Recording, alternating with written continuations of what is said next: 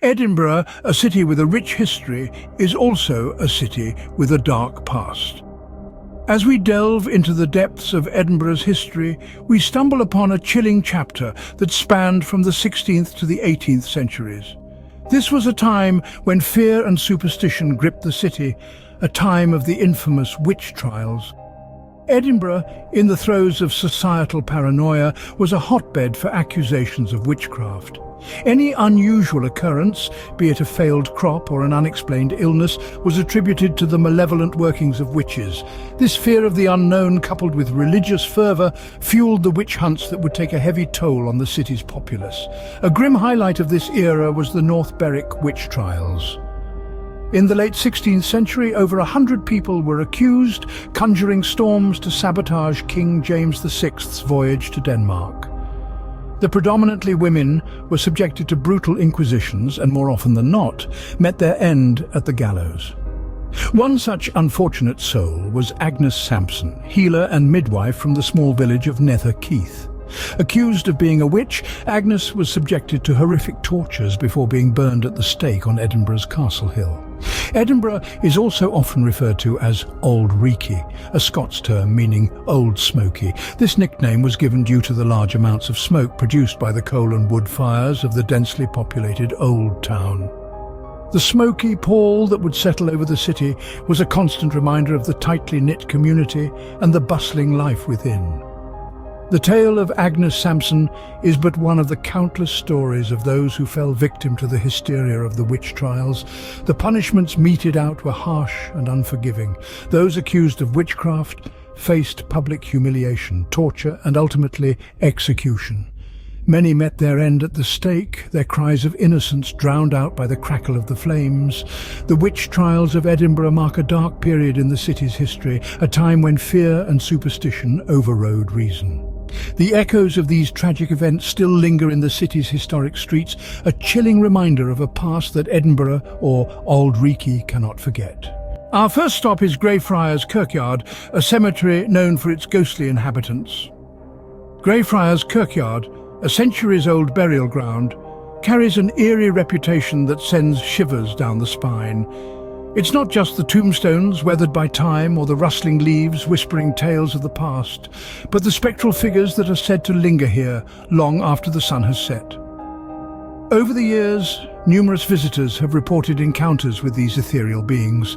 Some speak of shadowy figures flitting between the graves, while others recount chilling touches on their shoulders, as if unseen hands were reaching out from the void. One of the most famed apparitions is that of Greyfriars Bobby, a loyal Skye Terrier who purportedly guarded his master's grave for 14 years after his death. The story of this faithful hound has touched hearts worldwide, and many claim to have seen his ghost, still keeping vigil over his master's resting place. But Bobby isn't the only spectre said to roam this old cemetery. The restless spirit of George Mackenzie, a notorious 17th century lawyer known as Bloody Mackenzie, is also believed to linger here. Visitors have reported feeling a sudden drop in temperature, a sign, some believe, of Mackenzie's presence. On moonlit nights, some have even claimed to see a spectral procession of the Covenanters, religious dissidents who were imprisoned in a nearby field by Mackenzie. Their mournful cries, it said, can still be heard echoing through the cemetery on particularly dark and silent nights. The tales of Greyfriars Kirkyard are as numerous as the souls interred within its grounds. Each ghostly encounter adds another layer to the cemetery's chilling lore. Whether these tales are the products of overactive imaginations or genuine paranormal experiences, they certainly make Greyfriars Kirkyard a place of captivating intrigue. But Greyfriars Kirkyard is just the beginning of Edinburgh's haunted history. Next, we venture into Mary King's Close, a street trapped in the past. Tucked beneath the bustling city of Edinburgh, Mary King's Close is a time capsule, a hidden stretch of narrow lanes and tenements that have been frozen in the 17th century. This labyrinth of streets and houses was once a vibrant hub of activity, teeming with tradespeople, merchants and families. But as the city above expanded, Mary King's Close was abandoned and forgotten, left to gather dust and shadows. In the year 1645, a deadly plague swept through Edinburgh, turning the thriving city into a ghost town. Mary King's Close was one of the hardest hit areas. The narrow, cramped conditions were perfect for the disease to spread, and soon the close was filled with the sick and dying. Stories tell of the close being bricked up, the infected left to perish in their homes. While this may be more myth than fact, the thought of those plague-ridden souls trapped in the winding streets is enough to send a shiver down anyone's spine. And it seems that some of those souls may still be lingering. Ghostly encounters have been reported throughout the close, from fleeting shadows to chilling whispers. But perhaps the most famous spectre is little Annie, a young girl said to haunt the close. Visitors have reported feeling a small hand tugging at their clothes, and many have left gifts for Annie, turning her room into a bizarre shrine filled with dolls and toys. The close is a maze of history and horror, a place where time has stood still. It's a tangible link to Edinburgh's past, a past filled with tragedy and terror. Every creaking floorboard, every flickering shadow seems to echo with the stories of those who once lived here, those who met their end in these dark, narrow streets.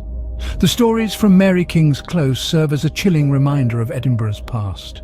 Beneath the city streets lie the Edinburgh vaults, a place of darkness and despair.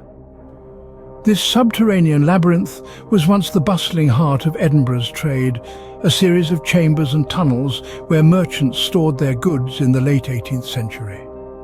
But as the city grew and prospered above, the vaults descended into squalor, becoming a haven for the city's most destitute. The vaults were not merely a warehouse, but a home to the city's poorest. Families crammed into dank, airless rooms, living side by side with the stench of rotting produce and the constant threat of disease. It was a grim existence marked by poverty and desperation, and it's no wonder that tales of hauntings and paranormal activity swirl around this place. Over the years, numerous ghost sightings have been reported in the vaults. Visitors speak of feeling an unseen presence, of hearing whispers in the dark, of seeing shadowy figures flit through the gloom. Some claim to have been touched by unseen hands or to have felt a sudden chill in the air. One particularly chilling tale speaks of a ghostly piper, his mournful music echoing through the stone corridors, a spectral reminder of the lives once lived in these depths. Paranormal investigators have flocked to the vaults, drawn by the stories of ghostly activity. Their findings are eerily consistent: unexplained noises, sudden drops in temperature, and even spectral apparitions caught on camera. Skeptics might dismiss these as mere tricks of the light or the power of suggestion, but those who have experienced it know differently. The Edinburgh vaults are a stark reminder of the city's past, a testament to the harsh realities of life in a bygone era. But they are also a place of mystery and intrigue, a labyrinth of darkness that continues to captivate and terrify in equal measure. As we delve deeper into the heart of this ancient city, we come to realize that every stone, every shadow, every echo has a story to tell. The vaults represent a darker chapter in Edinburgh's history, one that continues to haunt the city. As we leave the labyrinth behind, we carry with us the echoes of the past, a chilling reminder of the city's spectral residents who refuse to be forgotten. Our next stop is Banshee Labyrinth, reputed to be Scotland's most haunted pub. Situated in the heart of the old town, Banshee Labyrinth is steeped in history and soaked in spirits, both of the alcoholic and spectral kind. The pub is nestled within part of the infamous Edinburgh Vaults, a series of chambers formed in the 19 arches of the South Bridge. Constructed in the late 18th century, these underground vaults were originally used as workshops and storage spaces. However, they soon fell into disrepair, becoming a haven for illicit activities and the city's most destitute. It's no wonder then that the Banshee Labyrinth is believed to be teeming with ghostly inhabitants.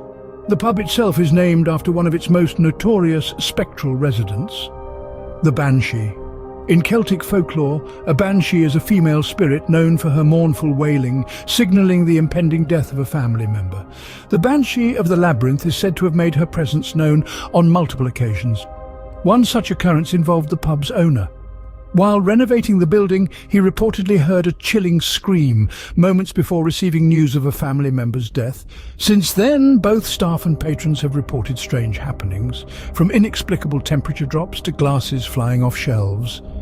Venture into the pub's haunted vault room, and you might just hear the faint echo of the banshee's wail, or catch a glimpse of her ghostly figure in the corner of your eye. But don't let the stories scare you away. The Banshee Labyrinth is more than just a haunted pub.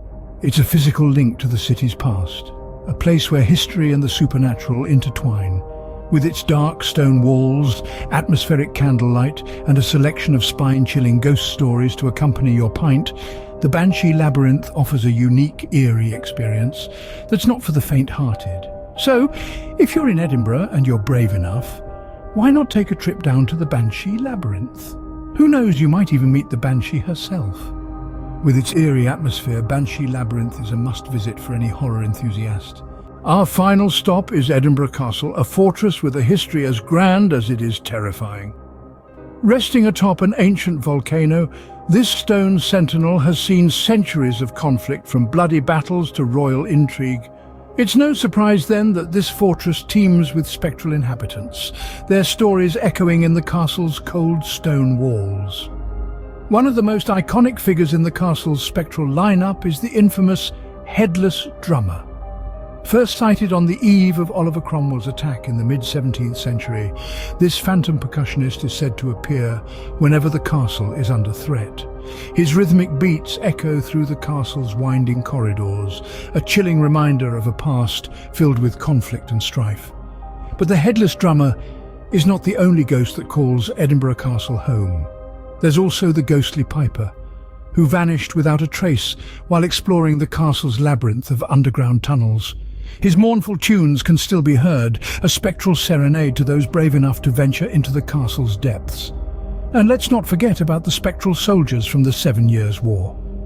Clad in their 18th century uniforms, they march in formation, their ghostly footsteps reverberating in the castle's ancient halls. Their phantom parade offers a haunting glimpse into a time when the castle was a bustling hub of military activity. Then there are the countless other unnamed apparitions, their stories lost to the sands of time. They wander the castle's grounds, their ethereal forms a testament to the fortress's turbulent past. In the end, these ghostly encounters serve as a stark reminder of the castle's storied history, a history filled with triumph and tragedy, love and loss. Each spectral sighting is a piece of the puzzle, a window into the castle's past, and a testament to the fortress's enduring legacy. Edinburgh Castle stands as a testament to the city's turbulent past, a past that continues to haunt its present. Our haunting trip through Edinburgh has come to an end, but the city's stories continue to echo through its ancient streets. We've journeyed from the chilling witch trials of the 16th to the 18th centuries, through the ghostly reputation of Greyfriars Kirkyard to the timeless existence of Mary King's Close. We've ventured into the depths of the Edinburgh vaults, sipped a pint in Scotland's most haunted pub, the Banshee Labyrinth, and finally braved the spectral fortress of Edinburgh Castle itself. Each place holds a wealth of history, a cornucopia of ghostly tales, and a legacy of eerie myths and legends. They serve as a chilling reminder of the city's rich folklore, underlining why Edinburgh is indeed a hauntingly fascinating city. If you've enjoyed this journey through Edinburgh's haunted history, please like this video, subscribe to our channel, and share with your fellow ghost story enthusiasts. Until next time, sleep tight and don't let the bedbugs bite.